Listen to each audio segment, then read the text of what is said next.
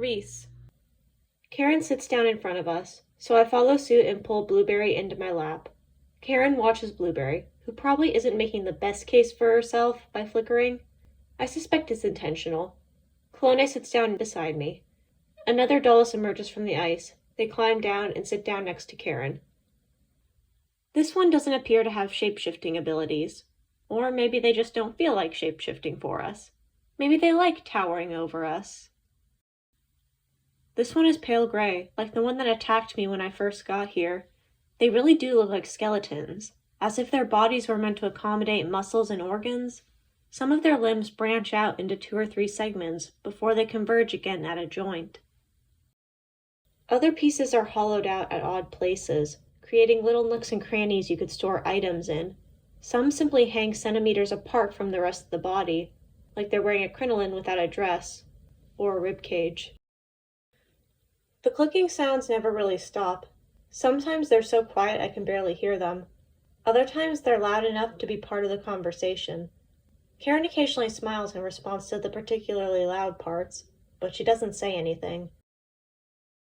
The clicking sound is probably how the dolly talk.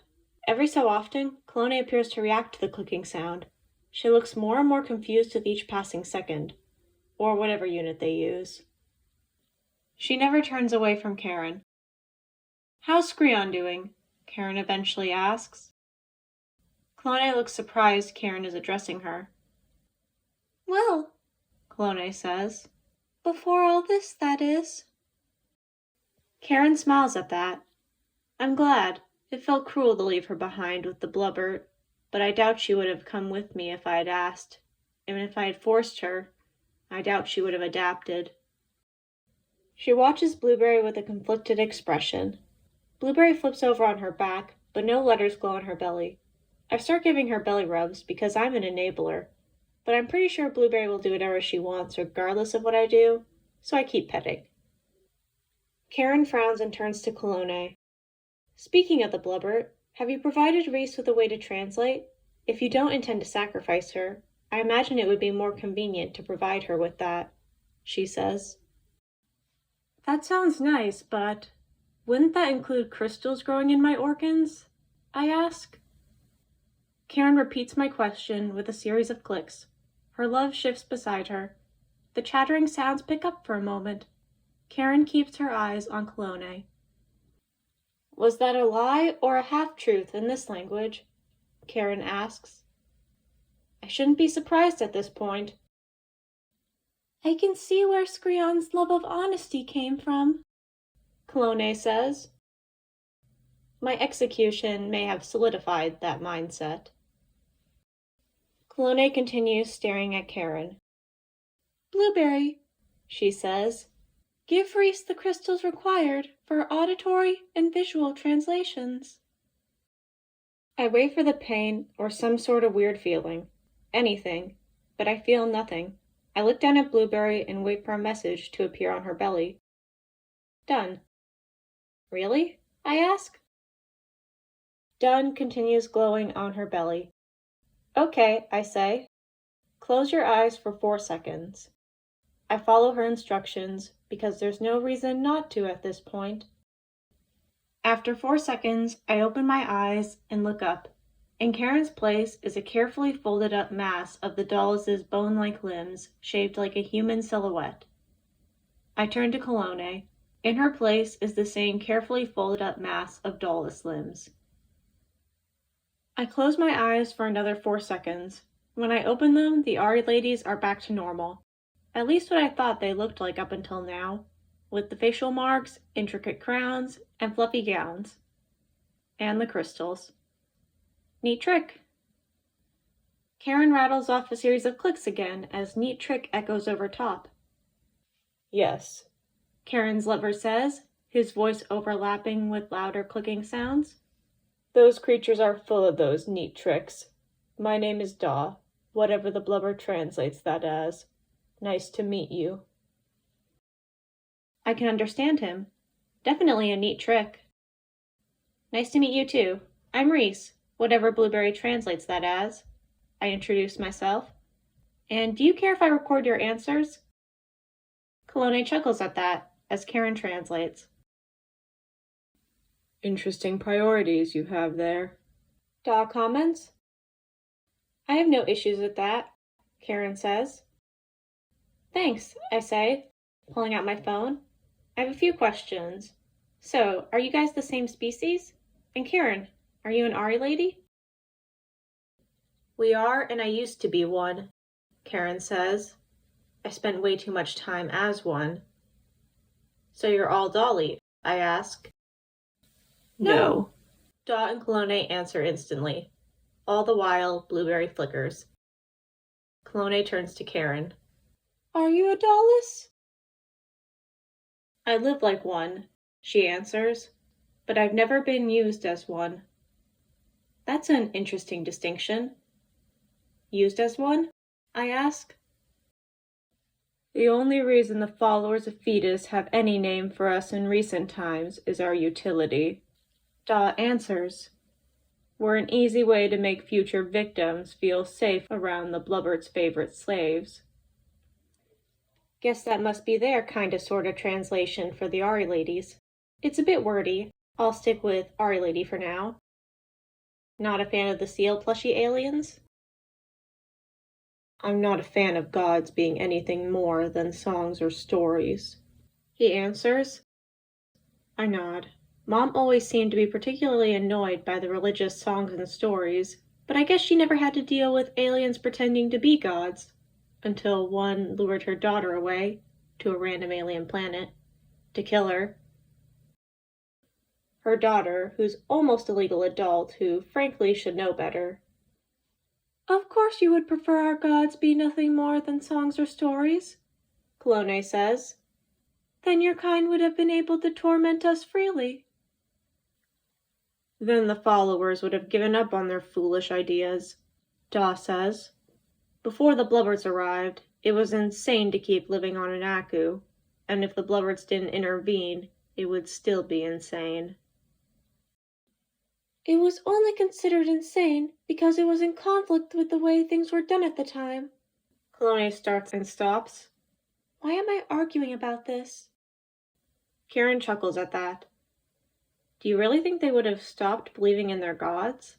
I ask.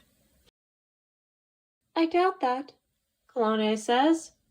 Fetus is the god of trust, after all. My ancestors might have trusted her word until the end. Clone's right, Da agrees. Without the Blubberts meddling, they'd all be dead by now. Clone glares at him, but she doesn't say anything in response. Screon, a crevice worker rushes toward us. We don't know where Clone is, he says. How? Para instantly asks. Aster stiffens in response, but she doesn't appear surprised. Someone mentioned that she left on a Serpens. He continues as the room goes cold. The worker begins to nervously chatter. The room gets a bit warmer as Aster composes herself. We need to intervene, Para says. Her voice sounds cold, intense. My associate has taken over. Yes, I agree. Aster's tail sways. She's completely focused on Para. We are to bring Clone, the sacrifice, and my associate back. You are to complete the sacrifice process for Sheeta, while the rest of the Aria Rei meet to discuss the fate of Clone and my associate. Is that understood? Yes, I will complete the sacrifice quickly, without issue, and return to witness the decision. My associates have already sent out a message to the other Akus. You won't have much time. I'm aware. Screon. Para says firmly. Her voice sounds cold. No one wants Sheeta's Aria Rei cycle to fall further out of sync. I know. But you're assuming the worst. It's difficult not to. Try not to dwell on it. It's out of your control. Screon, Aster says gently. We need to get going. The room gets a bit warmer, a bit sweeter. I know, I assure them. Let's go, Para says. Cologne. It's nice of Karen and Daw to offer us free reign of their territory. I'm fairly certain you could have forced them to if they didn't offer. How much longer do you think it will take us to find a suitable place to burrow through the ice? I could have, but I doubt Reese would have reacted positively. And I don't know. I'll know it when I see it. Of course. Hey, Cologne. Reese starts? She's been kind enough to give you some time to think. Yes, I say. What do you think would have happened to your ancestors if the Blubberts hadn't come to Pagos? She asks. Are you asking me if I think they would be dead? Well, yeah. Do you think they would be? Why are you asking me? I don't know. Reese says. Maybe it's because you didn't object when Daw said that. You just glared at him. That's a good answer. Don't you think she deserves a good answer in return? So, do you think they would? I don't know, I answer. I never met them. Well, what do you think the people of Sheeta would do now if the Blubberts disappeared? Reese asks. The people of Sheeta would be convinced they did something wrong, because why else would the gods revoke their gift? The only ones without absolute faith in the gods are the Aurei. That makes sense. But what would they do after that? Repent and pray for forgiveness. But after that? They would live the way our ancestors did before the Blubberts came. And die? The population would definitely fall. The Akus would not be able to support the size of our current population without the additional nutrients. But would everyone die, give up, or survive? Die. All species inevitably go extinct. Except the Blubberts. Of course. I don't know, I answer. Guess. If I were to guess, I say, they would probably follow Screon. Reese pulls out her phone. She's fine then. All is water under the bridge, as the humans would say. I doubt that. You wanted to believe that. So you Ari ladies would be at the top of your social hierarchy even without your Blubberts? Reese asks. Good question. Likely, I answer. Naively. What? The Blubberts don't pick the best? We pick children. Screon would be at the top. She would.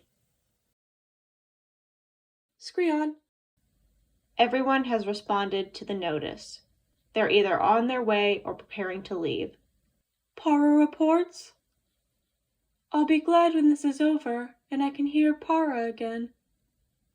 Aster clicks as she continues guiding the serpents. But Para is focused on you. Good, I answer. Are we close? There are only a few crystals left with traces of my associate, and the trail ends at a known location. So theoretically, we're close. Theoretically. My associate is far more experienced than me. It could be a diversion. Do you think this is a diversion? If my associate had time to plan this in advance, then it could be. Reese. We continue walking around, waiting for Blueberry to tell us it's a good spot to start tunneling through the ice.